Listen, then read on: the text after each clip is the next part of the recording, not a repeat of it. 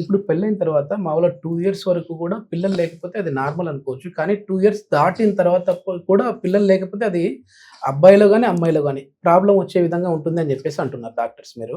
So, మరి ఆ problem వచ్చిన తర్వాత నిజంగా వీళ్ళకంటే ఈ పీసీఓడీ, పీసీఓఎస్ వల్లనే ఈ ప్రాబ్లమ్ వచ్చిందా? లేదు అనంటే అబ్బాయిలకైతే ఈ స్పెర్మ్ కౌంట్ అవ్వచ్చు. తర్వాత వీట్ల మీద డిపెండ్ అయి ఉంటది. ఇక్కడ ఇదొక్కటే రీజన్ ఉంటదా మ్యామ్? లేదండి. అందరిలో ఒక్కలా ఉండదు. కొంతమందికి మెన్స్ట్రువల్ సైకిల్స్ బావుంటుంది. స్కాన్ నార్మల్‌గా చూపిస్తుంది. ఓకే. వేరే రీజన్స్ కూడా ఉండొచ్చు. ఫర్ ఎగ్జాంపుల్ రీసెంట్‌గా మేము ఒక వుమెన్ చూసామండి. 27 ఇయర్స్ ఓల్డ్. ఓహ్! తన వెయిట్ ప్రాపర్‌గా ఉంది. అండ్ మెన్స్ట్రువల్ సైకిల్స్ కరెక్ట్‌గా ఉంది. స్కాన్ నార్మల్‌గా ఉంది. ఫాలిక్యులర్ స్టడీ చూసుకుంటే ఓవ్యులేషన్ కూడా బావుంది. ఓకే. బట్ తనలో చూసుకున్నట్లయితే ఏంటంటే ఆర్ఏ ఫ్యాక్టర్ పాజిటివ్‌గా ఉంది. అంటే రుమటాయిడ్ ఆర్థరైటిస్ అంటారు. ఓకే. సో, రుమటాయిడ్ ఆర్థరైటిస్ తనకు 5-6 ఇయర్స్ నుంచి ఉండడం వల్ల స్టీరాయిడ్స్ మెడికేషన్ మీద ఉంది. సో, కొంతమందిలో ఈ స్టీరాయిడ్ మెడికేషన్ అనేది ఇమ్యూన్ సప్రెస్ అవ్వడం వల్ల కూడా ప్రెగ్నెన్సీ డిలే అవకాశం ఉంటుంది. ఓకే. అండ్ ఈ ఆటో ఇమ్యూన్ ఫ్యాక్టర్ ఎక్కువగా ఉన్నప్పుడు ప్రెగ్నెన్సీ వచ్చినప్పటికీ బేబీ డెవలప్‌మెంట్ ఉండదు. సో, రిపీటెడ్ అబార్షన్స్ అయ్యే అవకాశం ఉంటుంది. సో, ఎప్పుడైనా సరే ఇన్‌ఫర్టిలిటీకి రీజన్ ఒకలా ఉండదు. ఓకే. డిఫరెంట్ రీజన్స్ ఉండొచ్చు. ఓకే. ఇప్పుడు థైరాయిడ్ ఉన్న వాళ్ళలో కూడా ఈ మిస్‌క్యారింగ్ అనేది చూస్తా ఉంటాం కదా! సో, దానికి రీజన్ ఏంటండి? థైరాయిడ్‌లో 2 టైప్స్ ఉంటాయి. Hypothyroid and hyperthyroidism. Okay. Thyroid మెడికేషన్‌తో కంట్రోల్ ఉన్నంత వరకు ఏమీ అవ్వదు.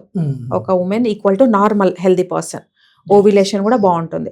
ఎప్పుడైతే హార్మోన్స్ ఎక్కువ ఇంబాలెన్స్‌లోకి వెళ్తాయో, for example TSH more than 12, 13 ఉన్నప్పుడు, లేదంటే హైపర్ థైరాయిడిజంలో T3, T4 చాలా అబ్నార్మల్‌గా డిస్టర్బెన్స్ ఉన్నప్పుడు మాత్రమే ఇంపాక్ట్ చూపిస్తుంది. ఓకే. అదర్‌వైజ్ థైరాయిడ్ ఉన్న వుమెన్ మంచి కన్సీవ్ అయ్యి కిడ్స్ అయిన వాళ్ళు కూడా ఉన్నారు. ఓకే. సో, ఎక్సెస్ ఇంబాలెన్స్ ఉన్నప్పుడు మాత్రమే ఓవ్యులేషన్ డిజార్డర్స్ ఉంటాయి. కొద్దిమందికి ప్రెగ్నెన్సీ టైంలో థైరాయిడ్ కన్ఫర్మ్ అవుతుంది. అంటే ముందంతా మాకు థైరాయిడ్ లేదండి. ప్రెగ్నెంట్ అయిన తర్వాత నాకు థైరాయిడ్ అనేది కన్ఫర్మ్ అయింది అంటుంటారు. అట్లాంటి వాళ్ళకి అలోపతిలో థైరాక్సిన్ హార్మోన్ లాంటి టాబ్లెట్స్ పెడుతూ ఉంటారు. సప్లిమెంట్స్. వాళ్ళకి మళ్ళీ ఏమైనా డెలివరీ అయిన తర్వాత అది కంటిన్యూ అవుతుందా మ్యామ్? లేదు అనంటే మామూలుగా ఏమైనా హోమియోపతిలో ఒకవేళ కంటిన్యూ అయితే మళ్ళీ ఈ మెడిసిన్స్ వాడి తగ్గించుకోవచ్చు. దీన్ని జెస్టేషనల్ థైరాయిడిజం అంటారు. ఓకే. ముందు లేకుండా ఓన్లీ ప్రెగ్నెన్సీలోనే రిపోర్ట్‌లోనే బయటపడుతుంది. ఇది కొద్ది వరకు జెనెటికల్ అని చెప్పుకోవచ్చు. అంటే మదర్‌కి అలా ఉండొచ్చు. లేదంటే ఎక్సెస్ వెయిట్. ఈ 2 రీజన్స్ తోటి ప్రెగ్నెన్సీలో ఒకటి హైపోథైరాయిడిజం గాని, 2 డయాబెటిస్ గాని వస్తుంది. ఇవి టెంపరరీ ఇష్యూస్.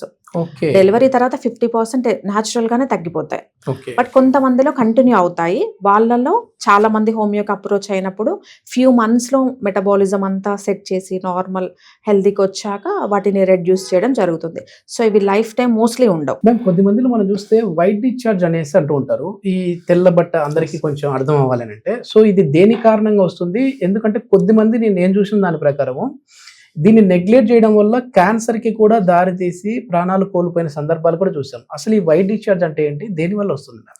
సో, ఈ వైట్ డిశ్చార్జ్‌ని మెడికల్ టర్మినాలజీలో ల్యూకోరియా అంటారు. ఓకే. ఇది 2 టైప్స్. ఒకటి ఫిజియోలాజికల్, 2 పెథాలజికల్. ఫిజియోలాజికల్ అంటే 14 ఇయర్స్ నుంచి 50 ఇయర్స్ వరకు కొన్ని సందర్భాలలో.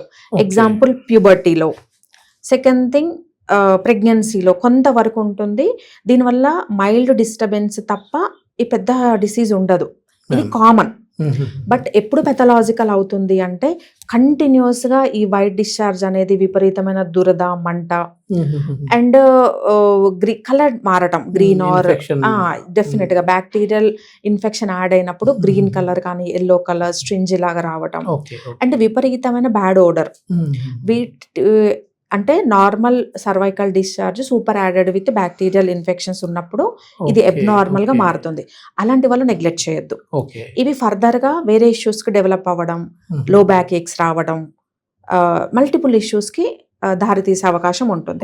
సో ఈ తెల్ల బట్టని నెగ్లెక్ట్ చేయొద్దు. ఫిజియోలాజికల్ వరకు ఓకే. బట్ ఎక్సెస్ కొన్ని ఇయర్స్ నుంచి ఉంది, 5 ఇయర్స్ 6 ఇయర్స్ నుంచి ఉన్నప్పుడు మాత్రం నెగ్లెక్ట్ చేయొద్దు. వై? బికాస్ రీసెంట్ గా ఒక 6 months బ్యాక్ 58 ఇయర్స్ ఉమెన్ ఇది ఎవరికి చెప్పుకోలేకపోయింది. తను చిన్న ప్రాబ్లమే కదా, చెప్పుకుంటే ఏంటి అన్నట్టు ఎక్కడ డాక్టర్ ని కన్సల్ట్ అవ్వలేదు. అట్లీస్ట్ ఫ్యామిలీ మెంబర్స్ కి కూడా షేర్ చేయలేదు. సో తన హిస్టరీ అంతా చూసుకున్నట్లయితే ఈ అబ్నార్మల్ ఫ్యాక్టర్స్ ఉన్నాయి. బ్యాడ్ ఫిష్ ఓడర్ రావటం, ఆల్మోస్ట్ తను చెప్పడం ఏంటంటే మోర్ దెన్ 15 ఇయర్స్ కంటే కూడా నాకు ఉంది, ఇది చిన్న ప్రాబ్లమే కదా అని నెగ్లెక్ట్ చేసిన అని చెప్పింది. బట్ ఇమీడియట్ గా అల్ట్రాసౌండ్ చేసినప్పుడు తనకు సర్వైకల్ ఎరోజన్స్ చాలా డ్రాస్టిక్గా కనిపించడం, బయాప్సీ పంపిస్తే సిఎస్ సర్విక్స్ అని డయాగ్నోజ్ అయిందండి. అసలు ఇది చాలా painful condition. So white discharge అనేది నెగ్లెక్ట్ చేయొద్దు. మైల్డ్ వాటరీ డిశ్చార్జ్ వరకు డిస్కంఫర్ట్ ఓకే, బట్ ఎప్పుడైతే క్రానిక్గా ఇయర్స్ టుగెదర్ ఉందో డెఫినెట్గా ప్యాప్స్మియర్ కానీ బయాప్సీతో రూల్ అవుట్ చేసుకోవడం చాలా important. Especially after 40 years white డిశ్చార్జ్ని అస్సలు నెగ్లెక్ట్ చేయొద్దు. అవి సర్వైకల్ ఎరోజన్స్ కావచ్చు, కొన్ని సందర్భాలలో కార్సినోమా వరకు కూడా వెళ్ళి కేసు ఉంటాయి. సో అవి నెగ్లెక్ట్ చేయొద్దు. దీనికి ఒకవేళ వాళ్ళకి ఈ సింటమ్స్ కనపడిన వెంటనే ఏమైనా హోమియోపతిని కన్సల్ట్ అయితే, డాక్టర్ కేర్ హోమియోపతిని కన్సల్ట్ అయితే ఎట్లాంటి మెడిసిన్స్ ఉన్నాయి వీళ్ళకి? సో ఎప్పుడైనా ఈ వైట్ డిశ్చార్జ్ ఏంటంటే రీజన్ చూసుకుంటామండి. అంటే ప్రాబ్లం యొక్క సివియారిటీ ఒకటి, and second thing either bacterial or viral, fungal, yeast ఇలా టైప్ని డివైడ్ చేసుకొని ఇమ్యూన్ మెడిసిన్స్ ఇవ్వడం జరుగుతుంది. హార్డ్లీ 4 to 6 monthsలో కంప్లీట్గా వైట్ డిశ్చార్జ్ తగ్గిపోతుంది. స్కాన్ నార్మల్ రావడం కూడా ఛాన్స్ ఉంది. So homeopathy is best and safe అని చెప్పొచ్చు.